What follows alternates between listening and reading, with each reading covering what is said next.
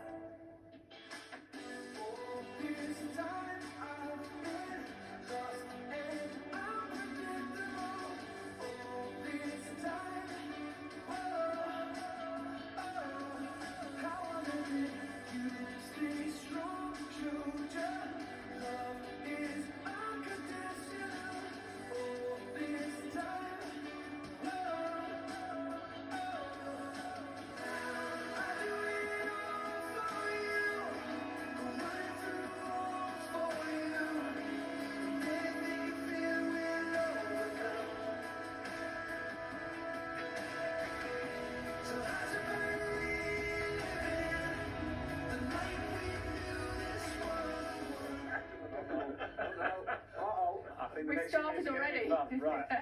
Keith and Brian, good morning. We need a bit of light relief today. That was fun, that last one. Did you enjoy that? That was a great What was your favourite bit? The bit where it looked like somebody was pushing him forward the whole time he was talking. Okay. I thought he was falling asleep. I thought let's just have a little nap. Yeah. You're referring to Michael Gove, Yes, right. Mr. Gove. Glad you're breakfast viewers, loyal breakfast viewers.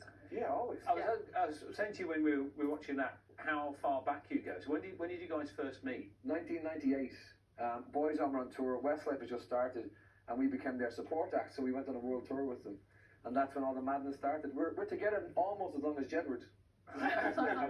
Keith, be honest. What did you think of him when you met him for the first time? Well, we were kind of like kindred spirits, to be honest. You know what I mean? We were always looked upon as the same character in each band. Oh, I see. So when we got together, people kind of thought, this is a recipe for disaster. And here we are 6 years later and we're still going strong.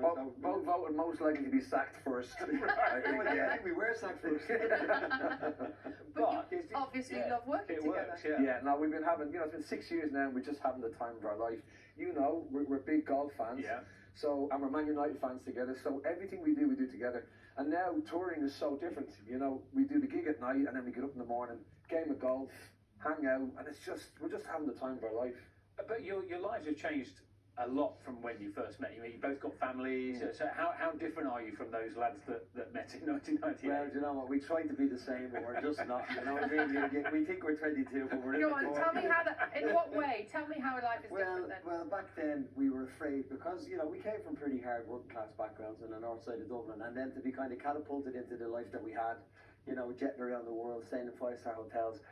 As quick as it happened, we thought it could be taken away at the time. So we didn't want to sleep in case we missed anything.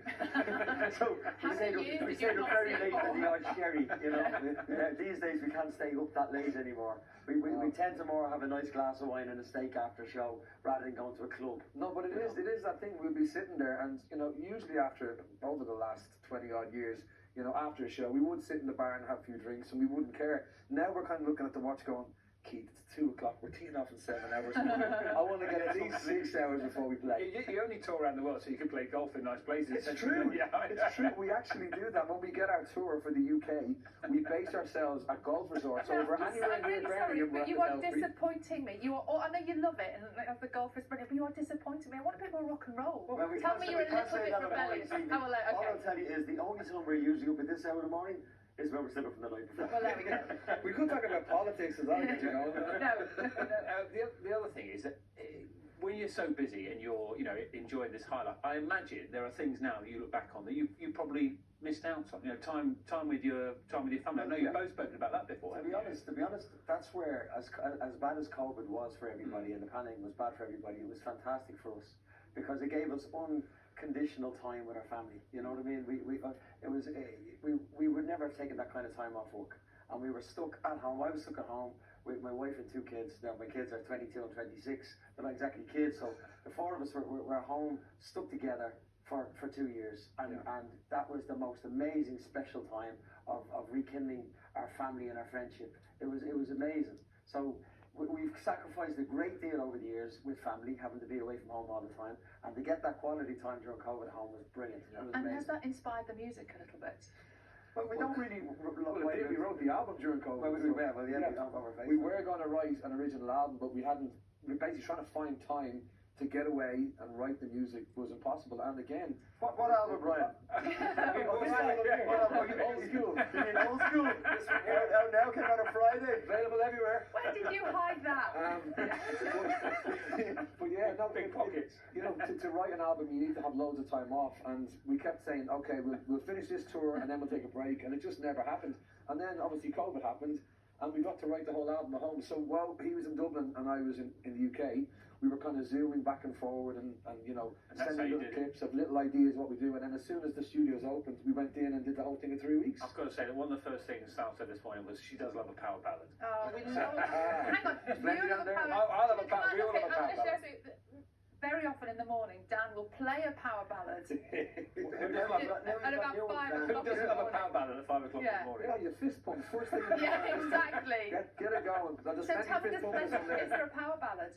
They're all power ballads. Brilliant. The whole album, the huge influence from the 80s on this album, and that's what we wanted to find the sound of Boyzlife, because we've been doing all the Westlife hits and the Boyzone hits up until now, and we wanted to find the right sound for Boyzlife. So we got a template of the song, The One, which Brian had written 16 years ago with Guy Chambers, and we kind of got our new producer Jackson to kind of put that 80s twist on it, and it was amazing. We were delighted with it. So we used that as the template, and all the other songs, there's a great theme through the songs on the album. And what we wanted to create was that every song in the album could have been used in the 80s movies, like Top Gun or Karate Kid or St. Elmo's Fire, you know, like the sax, the guitar solos. That's what we wanted, you know, those fist pumping songs. Well, the only problem now is, because we're doing them live, I'm actually getting arthritis in my elbow. Every time a chorus comes in, I'm like, ah.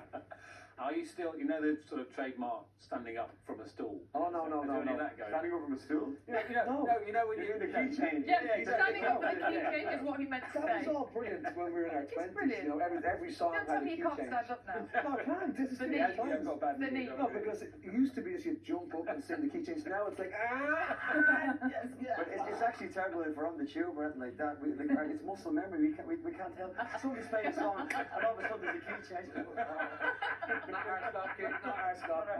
Everybody thinks we're getting off the train, and we're not. It's just a key change in the song.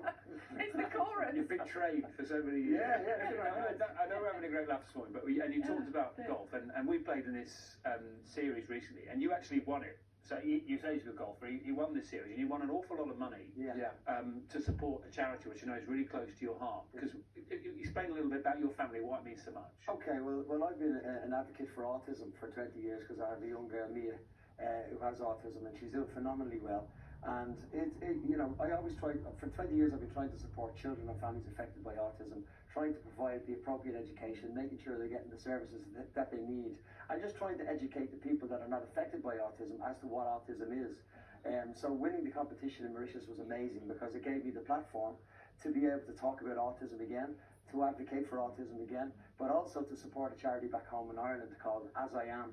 And they basically support autism on every level. Education, they try to make autism-friendly supermarkets, autism-friendly cinema nights, autism-friendly everywhere. You know, and it's just great to talk about it because the more we talk about it, the more people are starting to understand it. And different is good, different is okay. You know, different isn't bad. And you know, I know so many people now with autism on the spectrum, and their life is becoming so much more fulfilled now because inclusion is being put in place in schools, in the workplace, and from 20 years ago to now, it's a different world, and we're going in the right direction. And it's just, you know, like I say, it was a great platform to be able to just get that word out there, autism-friendly world. And people are starting to understand, aren't they? They are. They're starting to listen, and they're starting to understand. And the timing was perfect because April is Autism Awareness Month. You know, so I just won at the right time in the right place, and it was meant to be. And Dan tried his best to ruin it, by the way. Yeah, I know. By winning the competition. No, he did his absolute best. Are you suggesting he's competitive? Slightly competitive? He actually faked the back injury because he didn't win. Yeah, he was That was really hard sports. You just got to get it. He missed the putt on 18 and was like, oh! See, the reality is Dan is the best golfer out of all of us. But he didn't Don't win, so tell we him went, oh that. yeah, I've done me back. Don't You know, tell I'm him going to ask that. you about going on tour as well. That must be something you look forward to. Yeah, as well, we can't wait. We're back out in September. It's been really strange because before COVID we were in the middle of our big sellout tour, and then halfway through it, obviously it stopped. So we only finished that tour in December. So it's really strange that we're already talking about going back out on tour in September, because normally you take maybe a year and a bit off or 2 years off. But no, we're going back out in September all across the UK, and then hopefully in the new year we'll start the rest of the world, because obviously the rest of the world is trying to catch up with Britain. You know, Britain's been amazing getting its feet, you know, getting back on its feet and being normal again. So we're hoping now that everywhere else will open up and we can start doing concerts everywhere else too. Okay, before we let you go, let's imagine there's a key change and we'll all practice our key Yeah, change. what, we all going to do it? You like sing along, key change, and we'll go for it, ready? What's the... What we sing? Whatever you want. Just a little key We're change. wham bam going to meet your mum. Tell us where we go. Where do we go? Where do we start? I'm There right. you go. We've got it. Okay. Boyzlife album Well done. is old Are you going to school, do that? and they're touring the UK in September. Thank you very much. Thanks, Nice to guys. see We you. sit back down Yeah, again. oh, there you go. Oh, perfect. Stay with us. We've got the headlines coming up next.